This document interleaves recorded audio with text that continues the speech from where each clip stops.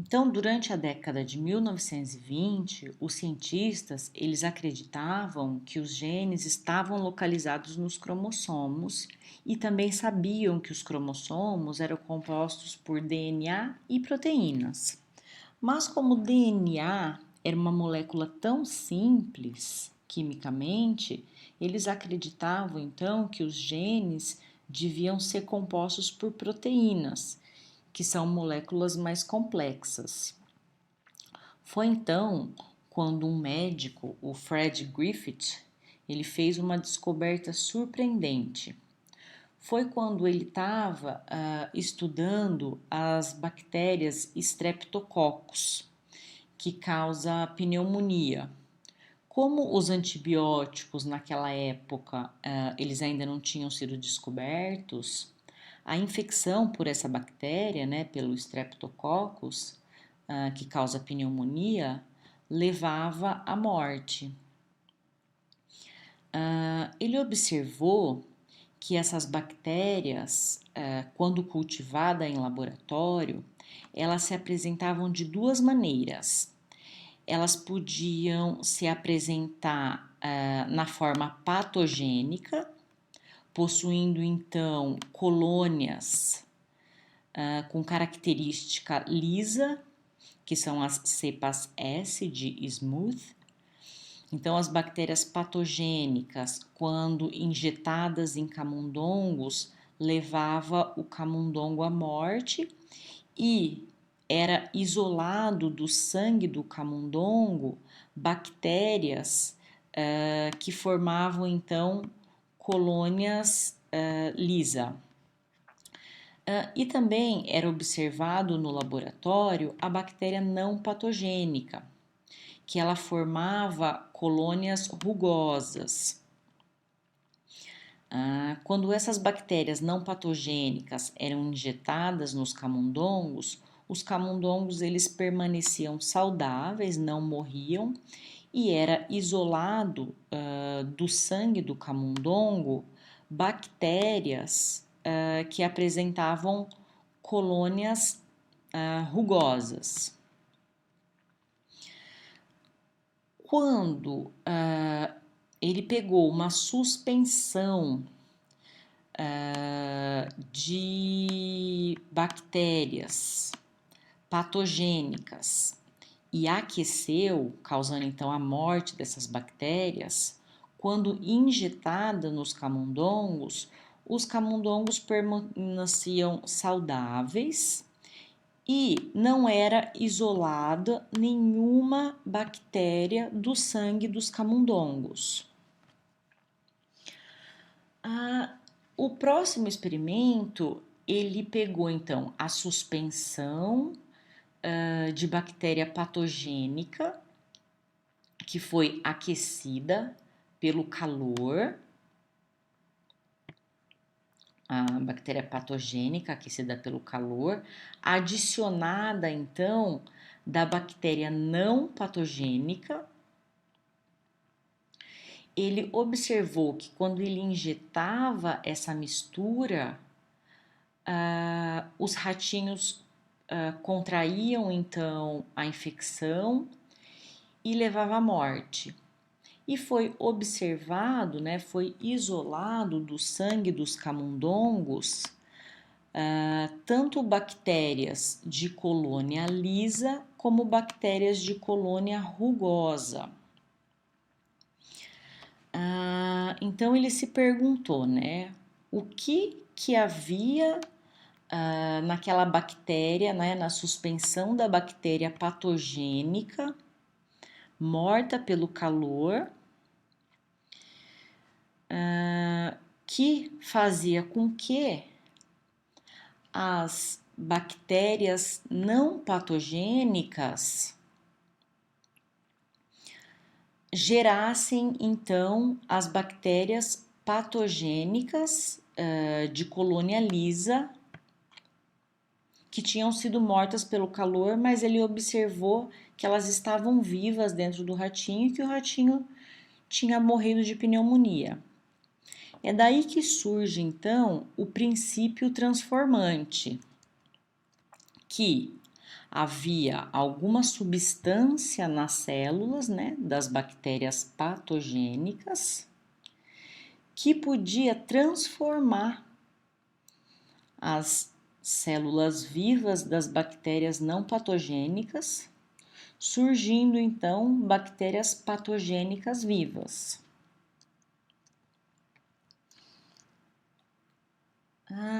Há descobertas, né, desse médico, do Griffith, sobre o princípio transformante, eles deram início aos experimentos que iriam fornecer evidências de que os genes são compostos mesmos por DNA.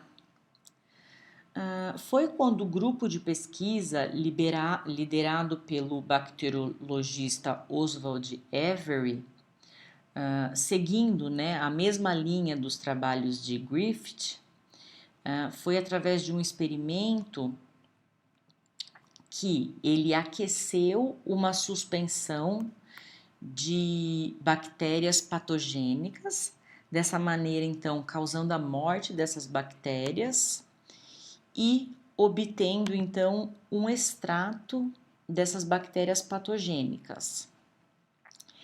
Esse extrato dessa bactéria patogênica, ele foi tratado então com 3 diferentes enzimas. Primeiro foi tratado com proteinases. Então, nesse primeiro tubo, tinha um extrato enzimático livre de proteínas. No segundo tubo, ele foi tratado com RNase. Então, esse segundo tubo não tinha RNA. E no terceiro tubo, que foi tratado com DNase, esse extrato era livre de DNA. Quando ele, então, adicionou uma suspensão das bactérias não patogênicas, o que ele observou? Ele observou que nos tubos onde foi tratado com proteinase, ou seja, não tinha proteína e não tinha RNA, mas tinha DNA, surgiram então, além das cepas da bactéria não patogênica, também surgiu então colônias de bactéria patogênica, enquanto que no frasco onde ele fez um tratamento com DNase, ou seja, não tinha DNA, não ocorreu a transformação. Então, o que ele concluiu, né? Ele concluiu que realmente é o DNA a molécula responsável pela transformação. Então, e assim eles mostraram que o princípio transformante capaz, né, de transformar permanentemente a cepa de Pneumococcus não patogênica na forma patogênica era realmente o DNA. E essa então foi a primeira evidência de que o DNA poderia atuar então como material genético. No entanto, os cientistas da época, eles não se convenceram de que o DNA fosse um material hereditário.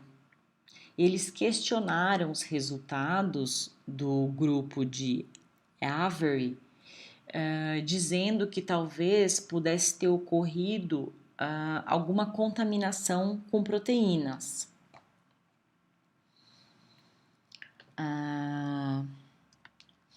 Foi então quando 2 pesquisadores eles iniciaram experimentos para comprovar de uma vez por todas que os genes são compostos por DNA.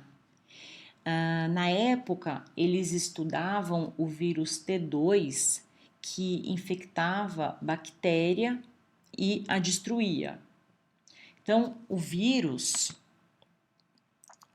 ele injeta, né, o seu material genético na célula bacteriana, enquanto que o envelope vazio permanece do lado de fora da bactéria. Então, uma vez no interior da célula bacteriana, os genes virais eles se replicam e rompem a célula bacteriana, liberando então novos vírus no meio, que então vão infectar as bactérias adjacentes e o processo se repete. O sistema do vírus T2, ele contém apenas dois tipos de moléculas, DNA e proteína. Mas então a dúvida era, qual dessas duas moléculas era o material genético? Então, pelo fato dos genes virais entrarem na célula bacteriana e o resto da partícula viral permanecer para fora, os pesquisadores eles decidiram então marcar o DNA com fosfato radioativo e a proteína com enxofre radioativo. Então, após a infecção do vírus na bactéria, o material foi agitado e o envelope vazio do vírus foi descolado da bactéria. O material então foi centrifugado.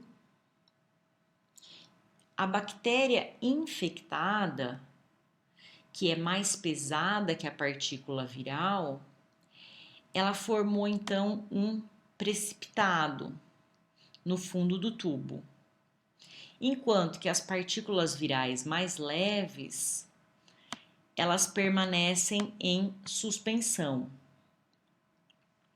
Então, medindo-se a radioatividade do precipitado, mostrou que o material viral que entrava na bactéria era realmente o DNA. E dessa maneira foi concluído, então, de uma vez por todas, que o DNA é o agente da hereditariedade. Então, depois, né, de ter concluído que o DNA é o material responsável pela hereditariedade e que é ele que transmite as características para as gerações futuras, começou a surgir então técnicas para se manipular o material genético, ou seja, manipular o DNA. Então, uma das ferramentas que surgiu foi a eletroforese em gel. Essa técnica ela é utilizada para análise de amostras de DNA e também para separar fragmentos de DNA. A eletroforese ela se baseia então na separação das moléculas lineares de DNA de acordo com seu tamanho quando submetidas a um campo elétrico por meio de uma matriz de gel, que é um material poroso e inerte, semelhante a uma gelatina, e uma solução tampão que vai permitir então que o DNA migre através dos poros. Como o DNA tem carga negativa, devido então à presença aqui do fosfato, o DNA ele vai migrar do polo negativo para o polo positivo,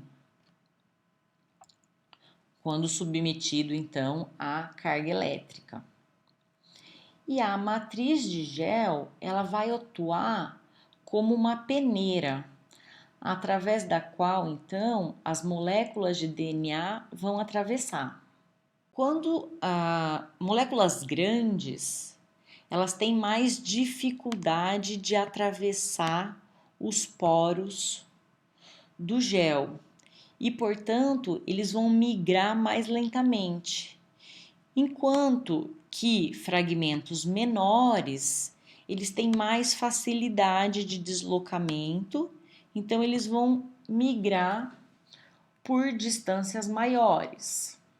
Então, após um período de migração ou período de corrida, que a gente chama, pelo gel, né? As moléculas de tamanhos diferentes, elas podem ser separadas, então, porque elas percorrem distâncias diferentes no gel. E, utilizando um marcador de peso molecular conhecido, é possível, então, identificar na nossa amostra que tamanho de fragmento corresponde em relação, então, ao nosso padrão. Então, por exemplo, esse fragmento aqui vai ter 700 pares de bases, enquanto esse fragmento aqui, que correu do polo negativo para o polo positivo, ele correu mais rápido, então ele é menor. Então, ele vai ter aqui em torno de 300 pares de bases. Então, imagine que nós temos uma amostra que tem diferentes, então aqui essa é a nossa amostra, que tem diferentes fragmentos de DNA com diferentes tamanhos. Então, a amostra, ela é colocada aqui nos pocinhos do gel, e essas amostras, então, essa amostra então vai ser submetida a uma carga elétrica. Então, esses fragmentos de DNA, eles vão correr do polo negativo para o polo positivo, já que o DNA tem carga negativa devido ao fosfato. Então, conforme vai se passando o tempo, os fragmentos menores, eles têm mais facilidade de atravessar os poros do gel e por isso eles vão percorrer distâncias maiores. Enquanto que fragmentos maiores têm mais dificuldade de atravessar os poros do gel e por isso vão percorrer distâncias menores. Aí, no final da corrida, faz a aplicação de um corante fluorescente, que normalmente é o brometo de etídio, que ele vai se ligar ao DNA. Então, vai ser possível, então, ver as bandas correspondentes aos fragmentos de DNA e, usando um marcador de peso molecular padrão, é possível então fazer a correspondência e identificar então o tamanho daquele fragmento de DNA que foi obtido.